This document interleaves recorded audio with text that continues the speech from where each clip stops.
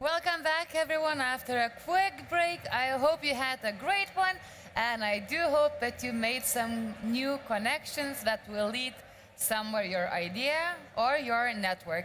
Right now, we are back to cover a very important topic. We've been covering web branding, positioning, marketing, different audiences, finances, and now scaling. I mean, sometimes when we think about the growth, right? It's even hard to imagine how big we can go. But then it comes with the challenges, regional, local. And for that topic, I would like to invite on stage two gentlemen who will share their experiences, how to go from zero to hero on a global scale.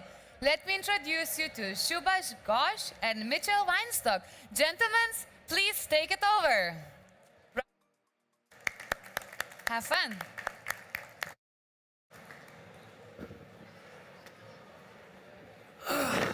Yeah, Welcome to my office. welcome. Good afternoon, everybody. Yeah, hi. I'm Subhash Ghosh. I'm based in London. I run a global venture builder. We incubate companies. And I also run a technology knowledge platform called Tech Tuesdays UK, which is probably one of the most popular ones in the UK. But that's a bit about me. Over to you, Mitchell. My name is Mitchell Weinstock. I'm a venture partner for IgniteXL Ventures, and actually I'm also in two other funds. I'm part of HP Tech Ventures, and I'm also part of the Silicon Valley Venture Group. I've got a very odd history for venture capital. I've spent a lot of time traveling the world looking for early stage startups for IgniteXL, but I've been in product marketing, product management, business development. I was a partner at HP Tech Ventures for about 7 years and stepped down 3 years ago as a venture partner so I can do a bunch of other kinds of things besides just working for a corporate. So now I'm a paid advisor. I'm also an independent board member. I'll probably talk to about 1,000 startups this year, probably 200 VCs looking at their portfolios, doing portfolio reviews, looking at what they've invested in. So I've got a lot of operational experience. I'm based out of Palo Alto, where it seems like all the money seems to be coming from a lot of the times. But I have a very, very global view because I'm the guy that's out going to invest Turkey. I'm the guy who's going to Slush. I'm the guy who's looking for the pre-seed companies, because by the time they show up in Palo Alto, it's too late for a pre-seed fund.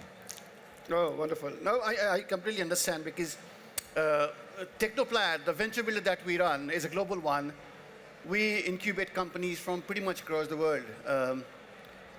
And keeping in line with the subject of today's discussion, everyone, pretty much everyone at every company, at every cohort that we sort of try and incubate, they have the same ambition, same thoughts, same concern, and they also land in the same set of problems. And I think it's important for every startup, every business who's trying to sort of scale globally, it's important for them to keep in mind a couple of very, very essential factors. Where they want to do the business, why they want to do the business, and what kind of customers they're looking at. I think over the next couple of minutes, Mitch and I are going to be discussing more in depth about these few areas. So, Mitch, why don't you take up the load first, Sure. I think one of the biggest problems when people want to go global, you might be the best in your territory, your region, your country, at whatever you're doing. You've made a product, you've got a service, you've got a company, and you now feel like you need to leave Korea or Japan or Europe, and you maybe want to come to the United States. It doesn't matter where you're going to go next. What does matter is that the place you're going to next is going to be probably very different than where you are now, where you're the hero. Yep.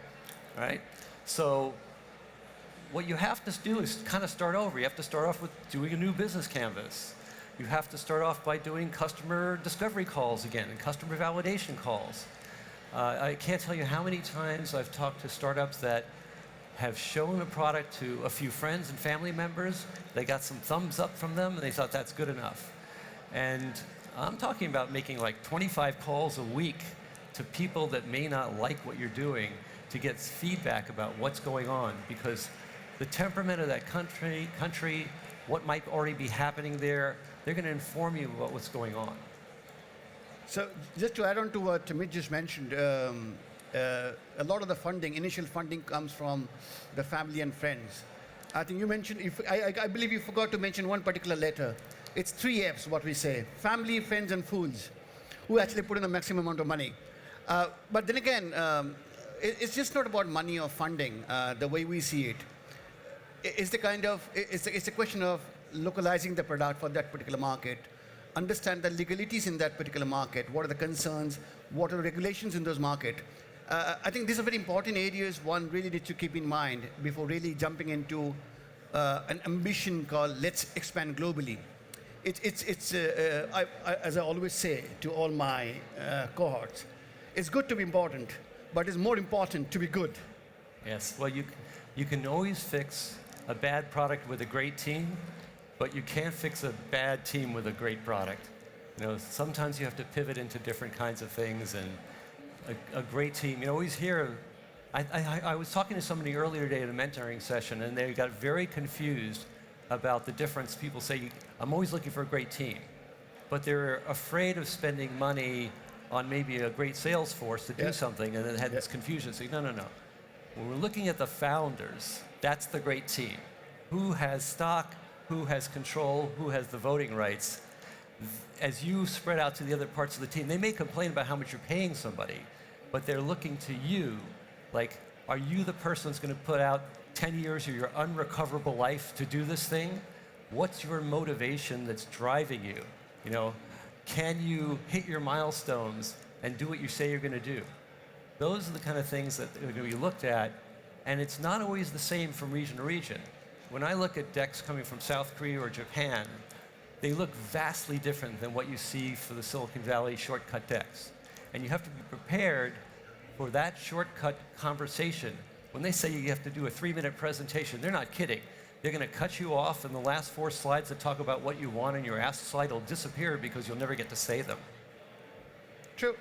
And I see a lot of trend, and most of the startups that come to us, they have a 40-slider or 50-slider deck. That's a big no-no, of course. No one in this world has the patience, the time, and the strength to go through a 50-slider. 10 is the best. Yeah. 10 slides is the max. You've got to have a very high level of visibility of what you're trying to do, for whom, what's your target customer. The second important thing, which I think is very important to learn, is, which actually is a thumb rule of innovation.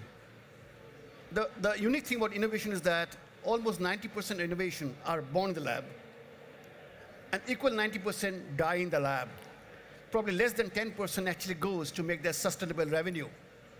So if one is thinking of taking a product or service and scaling it globally, he or she must have, or probably have, scaled or successful in his own country, in his own locality. But there's no such guarantee the same product, same service will do wonders in some other part of the world.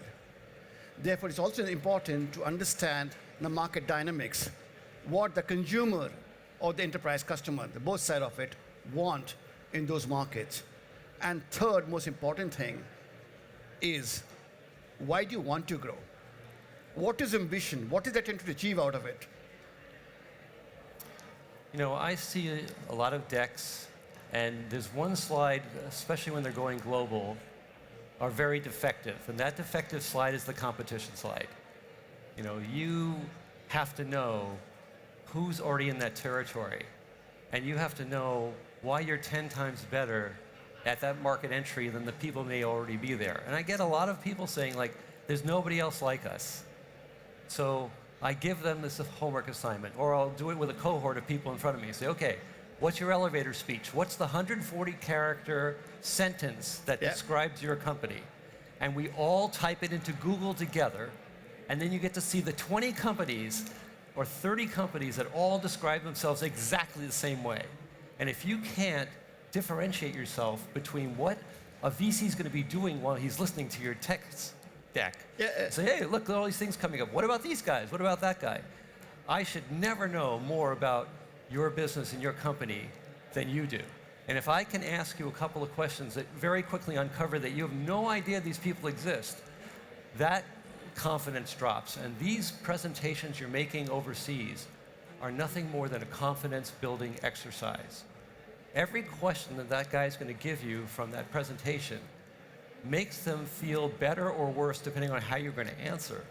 If you're answering with good answers, even if you don't have the right answer at that moment, how you answer and how you deal with that problem and that question is essential. And you should practice that with somebody else before you walk into a room or do a demo day, especially in the United States. No, just to build on that, right as you said, 140 characters. None of you guys are willing to sort of go in and put something on Twitter or X for the matter, but it's very, very important that you know and you develop the art of communication. Developing the art of communication, putting across your thoughts, communicating what is the product or service that you've built can impact is something I think should be the first one. Beyond this, beyond this, all that we discussed, I think a couple of more salient points should be kept in mind. The legalities. Even today, after 30 years of OKX and to all my cohorts, the first thing I tell to all my cohort members, do you have an NDA in place? A non-disclosure agreement. Now, as a VC, I'm not going to sign that NDA. Okay? Of course, no. But Right. you're back on right. Right. So, of course, a VC or a law firm would not sign. That's right. But as a consumer, if I'm a seller, if I'm a startup, it's imperative that I go and sign an NDA to every potential person that I'm talking to earth, except the VC and the law firm. Right. Because the VCs, we're seeing all this stuff. And I'm not going to be blocking myself or handcuffing myself from looking at things and asking questions. So you have to decide how much information you're going to expose, and you should do it incrementally. I recommend that most people do 3 kinds of decks. There's that 3-minute presentation you're going to do in 3 minutes. And the only job of that deck, really, is to have somebody decide they want to have a meeting with you. And it goes beyond that, because the likelihood that someone in the audience that you're talking to about your clean tech product is exactly your bullet guy and you're going to make a presentation that's just for him is so low it's ridiculous. But it's very possible that he knows the right person for you. So your job with the 3-minute presentation is to make sure that everybody in the audience can repeat your message to their friend accurately. Yeah. If I hear about your story and it's like, that's not for me, but I know this guy at Swisscom, I think it's for him. But they have to understand what you said. If you put up a very technical deck that no one understands, you've lost that opportunity in that 3 minutes. So that's that. The second deck is when the guy walks up to you and says, hey, send me the deck, I saw your presentation. You're not going to send him the 3-minute deck. You're going to send him a deck that can be understood without you defending every slide. He should be able to read it and know what's in it and understand it. The third deck is the one where you're sitting around for half an hour, 45 minutes, and you could talk about every single thing on the slide and answer questions. Do not try to make one deck that solves all these problems. Your life will be way better. Bang on. And I remember 25 years back, at the beginning of my career, one of my earlier bosses told me a very nice term called CBA. CBA stands for Consumer Benefit Analysis. 25 years later, when I'm getting the startup business, I sit there and say the same thing to my startups. When you make a deck, first think what the consumer, what your customer, enterprise or retail, they're going to get out of it. Once you put yourself in their shoes, think from their perspective, making a deck or any kind of communication becomes probably a lot more easier, a lot more clear and crisp, right? Building on to that, the second thing which I was talking about law, well, as I said, NDA is obviously one of the most important thing. You should ensure that an NDA has some of the basic clauses, a non-solicitation. A non-solicit clause is very, very important because if you go and talk to somebody about your product and services, you just don't know. That person can go and share all your details to some other person. It's important to factor in a couple of those salient clauses, helps you save your company, your business, and maybe a couple of $1,000, unless you want to land up in a court, right? That's right. I think having good legal counsel for each place you're going to land You know, it's really important. And sometimes people want to expand into an area, they don't know how to find the right people, they don't know how to create a right nexus. There's guys like globalization partners that can put you in another country almost overnight and get you all the things that you need. That's how Zoom expanded so quickly. Yeah, exactly. Globalization partners just dropped parts all over the world, and they handled all the legal issues around finding people. And if you had the right person you wanted to hire, they'd hire and do all the payroll for you. If they didn't, they'd help you find the people. So there's organizations that can help with moving out from where you are from a legal perspective. And I think for every startup, the philosophy, which I myself followed when I was a startup, and I sort of, when I mentored them and I advised them, I said, always try and convert a liability into an asset. It is not easy the way I'm saying it, but you should always try looking at. Zoom is a classic example. During the time of COVID, for the Netflix or Prime of the world, when COVID came in, all the business was shut. They couldn't move out of the place. There's some of the people like this Netflix or Prime or Zoom or Teams of the world, they saw this as an opportunity. And the liability was going and talking to customers. They converted liability to an asset, saying, hey, look, this is my vehicle. Use my vehicle, my medium, my product, my services. And that's the time they had the major J-curve, right? The second most important thing out here is probably, in my childhood, I was always taught to never fight with three entities or three types of people: the cops, the doctors, and the lawyers. In the startup world, there's also a fourth guy, the VCs or the investors. Don't ever get into a fight with them. It may sound a bit stupid, but it is the truth, because it's a very close-knit community. You're an investor, so am I. Yeah. Okay, one investor gets a negative impression of yours, a not so good impression of yours, or will you pick up the phone and say, hey, look, you know this guy? Da, da, da, da, da, da. Oh yeah, they're going to do Let me sort it. This is diligence step. You're going to start getting interested in somebody. I'm going to call my friends and find out, did you ever meet with this guy? What'd you think? Yeah. You know, I had this weird experience with him. Did you have that too? I talked to you about talking to a couple hundred VCs a year because I need to be able to know who to call in a given country that might know this guy and tell me they're okay. You know, they have this weird thing about them, but the rest of it's okay. That community is all, you know, upstairs in that room that says Investor Lounge. They're all doing the same thing. They're talking to each other about deals that they see here on the floor, things they want to do in the future. It's a very tight community. Don't want to piss any of them off, for sure. Yeah. You know, one of the things we talked about the Zoom, there's a case study about this. There's a wonderful book that was written by Klaus Wiehe and Aaron McDaniel called Global Class, Going Global.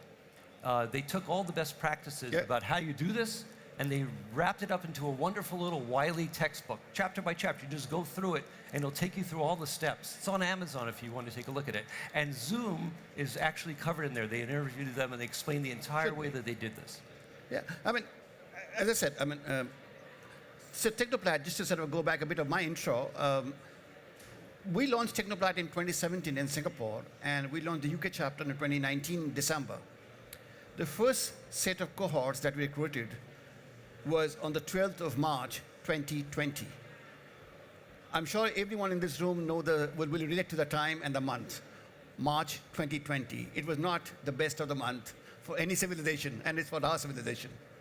However, and pretty much every accelerator incubator, they kind of closed their shop during that period, if you know.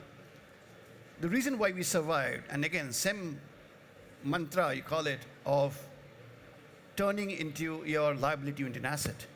We went completely virtual. We were incubating companies. We were doing reviews by the hour. We were mentoring them by the hour, by the week, by the month. And that's the time we also sort of focused more on building partnerships. And that was the time we actually saw a J-curve. So we did not take COVID as an impediment to our growth. Rather, we sort of capitalized, saying, okay, because people can't meet each other, we can't operate or run an operation of real estate. Let's use the digital medium and turn this to our strength, to our favor.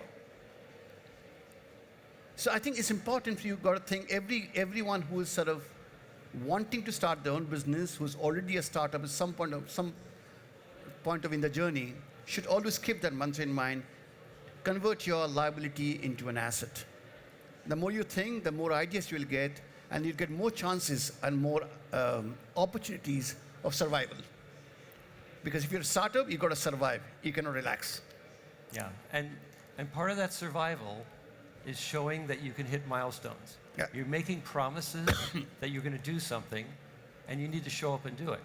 And if you can't, then you've got to show how you're going to mitigate it, or what the reason was, and you can't keep doing that. You know, I'm dealing with a company right now that every time we have a meeting, they have a fantastic, great excuse about why they didn't hit their milestones. And at some point, you just like, why are we meeting? You're going to always tell me something negative, and you can never hit your numbers, and I might as well just write it off, because they're great. They seem like a great team. They seem like they have a great product, great idea. It's moving, but whenever it comes to like putting a fork in it and shipping, they can't do it. So that's just not going to fly on a global basis. You've got to pick things that you can hit and hit it. And even if it means scaling back your ambitions, it's more important to show you can complete the things that you promised. Again, going back to confidence building. Confidence building says you're going to do what you say, because what does an investor want? I mean, going back to the deck for a minute, the problem with decks is that this is me, I got a great product. Investors want to hear three things out of your presentation worldwide. What is it? Who is it for? And how do we make money together? Which is the part that usually gets missed. It's like, I want to make 5x in 5 years. Now, if you tell me this great story about this product and then say, give me money, and then what? All the things in your presentations are building to the point that says, I'm going to do really well, and we're going to make money together if you give me this money. You give me $1 million, here's how I'm going to get to $5 million in 5 years. You're going to be really happy with me. And I think a lot of these presentations are written like SBIR grants. You know, it's like, or EIC grants. It's like, just give us the money, and what's in it for me? What's next? So you need to really look at your deck and just not focus so much on the product, but focus on, do I have a viable business that I can share with this investor if we do well? And if your deck doesn't say that, even in a subtle way, you need to change it. No, very valid. and a lot of the startups tend to believe that they have arrived and they can do everything on their own. I think that's the beginning of downfall, because you cannot do a lot of things all by yourself. In today's world, in today's connected world, in today's connected digital world, and a complex world, it's always important, always good, probably the best, to grow through partnerships and alliances.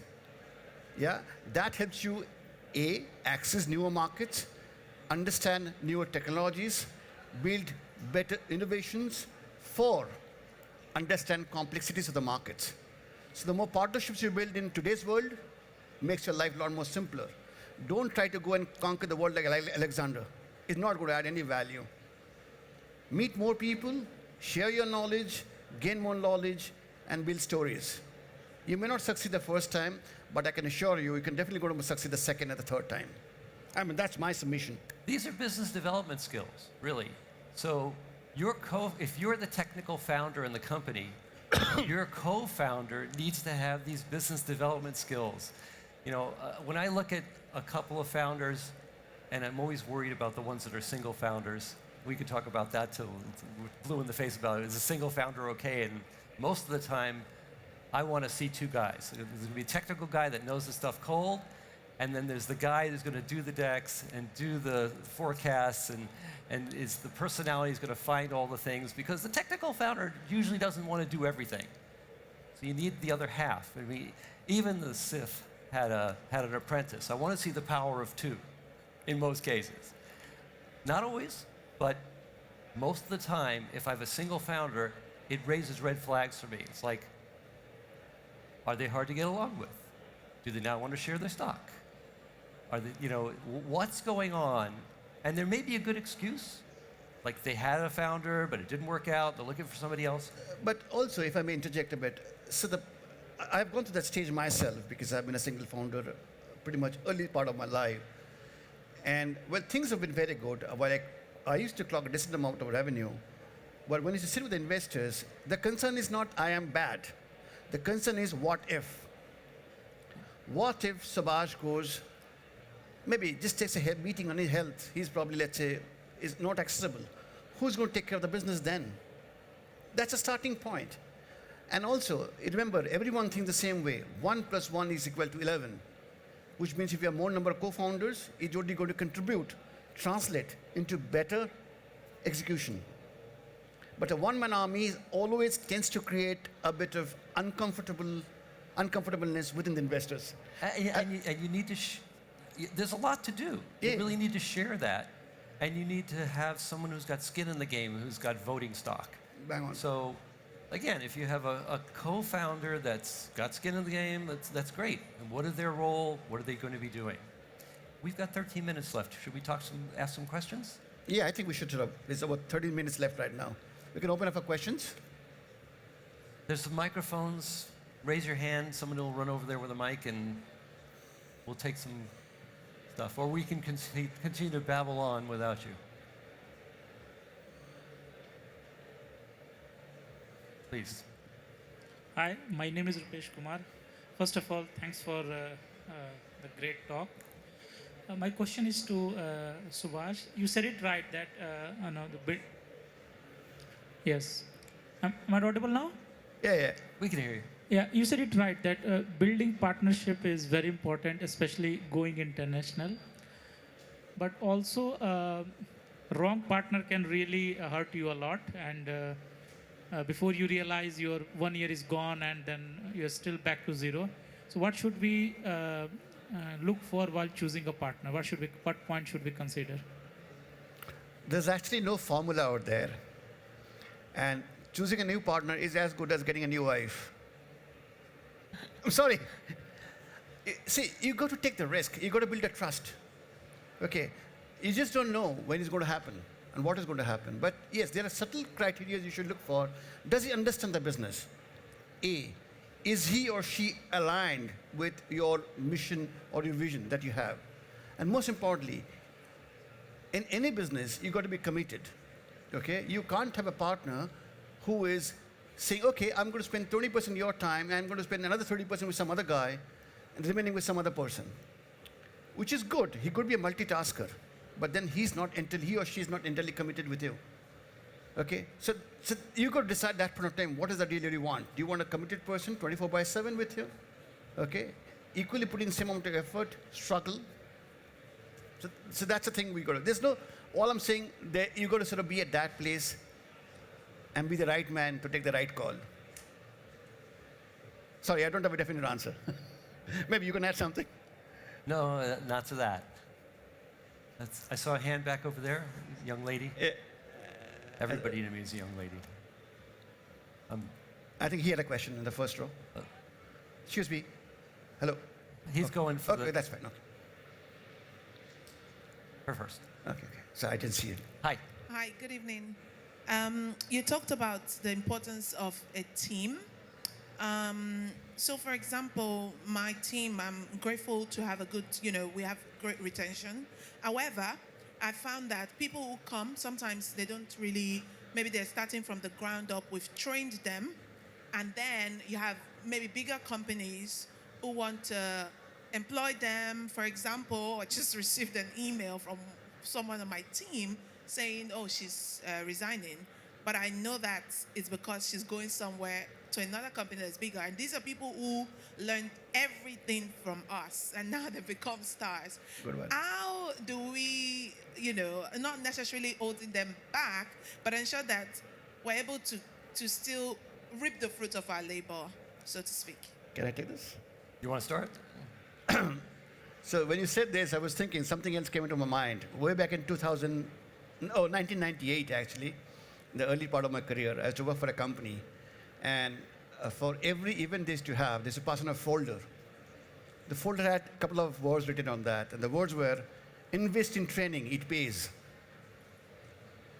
So when you are sort of recruiting someone and making that person go through the whole learning process, which I'm sure you've been doing, and then you find that particular leaves the organization, there are two outputs which comes of it. One, you get a sense of frustration. Hey, I've spent time and money educating this person. But the positive way of looking at it is, look, you've actually trained this person and you've kind of enabled, empowered, educated him or her to find a new job. You can't stop someone from leaving. But yes, today's modern societies, modern employment rules, if you see, every employer, what they solved is doing or probably taking multiple ways to incentivize the employee. It could be ESOPs, could be grants, So maybe you've got to find out those kind of ways and means if you can hold back. At the other extreme of this, I've also seen employers doing a contract, it's a no-hold contract, those kind of things, which you got to the guy has to work for 3 years, 5 years. The problem is that when you want to leave, you will leave. Contract doesn't make any difference. You are creating a disgruntled employee. I'm giving you all the layers, right, on the table. But I'll stick to the second one, which is try and find ways and means to incentivize the employee, okay? Address the concerns that he has. One is obviously increase of salary. That I'm sure you have your regulations and your structures. But there's much more than that. Every human being in this world asks for. That happens only when you develop the personal connect. And a very good HR guy who is not sitting in the office and making policies. The other thing is, if people are going to go, they're going to go, but why are they going to go? Someone's going to give them a bigger paycheck. Are they going to give them better situation for their work-life balance? I've been very privileged over my career, and it's getting pretty long now, to have been involved with 3 really great teams. And the funny part about those teams is that because we worked together so well and the leadership we had was so good, they kept reforming and making new companies together. They knew what was good about each other. They knew why they liked working with each other.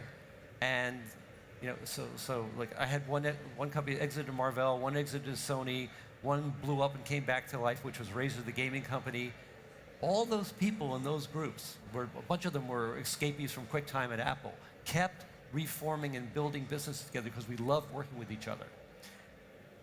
To build a team that wants to stay with you because they love what you do, how you do it, what you're making, how you treat them. Yep. If they go away, 2 things happen. If they loved working for you, they become an asset outside and will send leads to you. So you don't want to be angry about or cause a problem on the way out the door because they're basically become a sales force. And they will also send people. You could also challenge them. Look, if you want to leave, you got to find me your replacement. Someone as good as you. Make it their problem. But do they have any, what are they getting beside just their salary? That's right. Are you giving them a piece of the company? What is the incentive for them to stay? Corporates now, what do? They give you stock that expire, every year you get a little bit more shares out of the grant that they gave you. And eventually you have handcuffs, you can't leave because there's so much sitting on the line. If you left, you'd be leaving a lot of money on the table. You can create that also emotionally as not just a dollar amount that they have. And when people work for somebody that really treated them well, they'll want to come back to you in some form. In my 32 years of work life, I would probably see less than 5% of people who actually run for money. Everyone wants to be in an environment they get paid well, they're taken care of well. Taken care of well is a wide horizontal and varies from individual to individual. And that can only be understood, evaluated, and complemented through good relationships with the employee. One example is this, every so often you have to I've been asked to perform some miracle. It's like, hey, this happened, we need you to come in on the weekend or get on this plane or do this thing, whatever it was, and I'm really sorry, can you pull this off? Now, there's 2 things that happen after that. There's supervisors go, oh, this guy does miracles. Hey, let's ask them to do more miracles. No good deed goes unpunished, right? And then there's the other ones that say, you did a miracle for me. Take the next few days off, chill out, go get some dinner. Here's a certificate. Thank you very much. Both of those bosses exist. Which one are you? True. Recognition is important. Recognizing the talent and his or her contribution is important. I think we've got the time, 3 minutes left. Can we take one more question? Sir? Yep. Sorry, yeah, please, all yours. Thanks so much for the panel and the knowledge dispensed so far. So my name is Mtembe Kariki. I'm a co-founder of Fastaga. So we're a deep tech startup focused on delivering machine learning and AI models, especially in remote areas which don't have a lot of access to internet, and to run that on mobile. And the reason we decided to focus on that was because we were facing the constraints. So I come from Kenya, and a lot of the African continent doesn't have a lot of access to internet. So even if it's running ChatGPT, most of them will not even be able to get to access it. But now, in terms of your focus on local hero to global player, because we've had to work with that constraint, and then we're trying to figure out, okay, how can that deep tech innovation of running those models in those environments, how can we work with that reality that we've had and innovate in that scarcity? Because they say, in sort of scarcity is the mother of invention, right? In a sense, how can you build that innovation and take it globally so that you can even convince other parts of the world that edge AI actually makes sense? So what would be your sort of step for taking it from an area where there's a lot of constraints, which is a local environment that's not that technologically advanced, and then scaling that deep tech innovation globally? Are there any, Well, think about it. What about Borneo? What about Mauritius? What about Reunion? There are many, many parts of the world that have similar constraints that you can take it to. You have to look at that environment. You don't necessarily have to convert what you've done into something that will now go to a rich environment.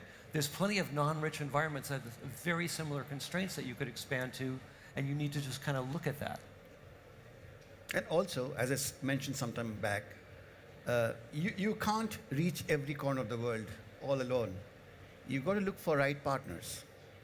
Sitting in Kenya or any other such market, I'm from India, basically from India, and 20 years back, 30 years back, India was as backward rather, and any other countries. So I think you've got to look for new partners who are willing to support you in this journey, who like what you're doing, who are willing to support you in terms of your growth. Key thing is growth out here. Being a partner is not the only important thing. And I'm sure you find a sort of a secret sauce to the whole process. Yeah. So yeah, keep talking more, keep sharing what you have, and I'm sure you're going to find your answers. Yep. Thank you. It's been a pleasure being out here. Thank you so much. Thank you, guys.